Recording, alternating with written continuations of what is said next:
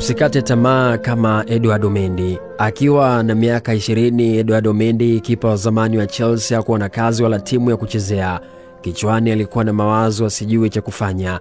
Mpenzi wake alimkimbia, ndugu alimtenga, mambo alienda kombo, hata wakala wake alikuwa apokei simu zake. Akili ya Mendy ilichoka na mara ya kwanza alipata wazo la kuachana na mchezo wa kabumbu. Binadamu sio nyau. Mwaka 2015 alipata nafasi ya kufanya majaribio kwenye timu ya Marseille ya nchini Ufaransa. Haikuwa nafasi ya kucheza timu ya kwanza, bali ni kikosi cha akiba.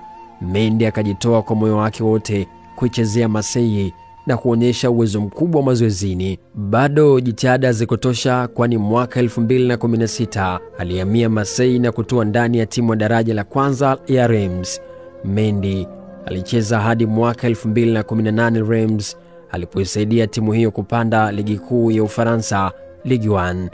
Mafanikio yalianza kuonekana akiwa hapa, kwani mwaka 2019 timu ya Reims ilivutiwa na huduma yao na kumsajili kwenye timu yao. Hapa nyota ya mwana ilianza kuwaka na akafanya balaa kubwa akiwa langoni. Uvumilivu ukatoa matunda, watu walishangazwa na kiwango chake cha maajabu.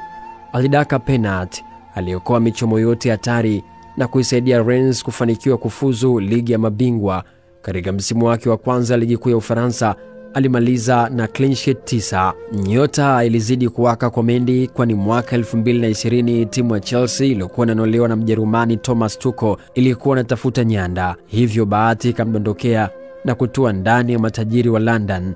Mendy alitua Chelsea baada ya Kepa kuondoka, na hapa dunia ikamjua zaidi. Sio kutokana na Chelsea kuwa na mashabiki wengi London na dunia nzima, bali uwezo wa kiwango chake ulikuwa ni wa kushangaza. Katika msimu wa mwaka 2021 ulikuwa ni msimu bora kwa Mendy. Ndio msimu huu aliweka rekodi ya kuwa kipa wa kwanza mweusi kutoka Afrika kutwaa ubingwa wa ligi ya mabingwa Ulaya baada ya Chelsea kuifunga Manchester City bao 1-0. Mendy aliumaliza msimu huu akiwa langoni.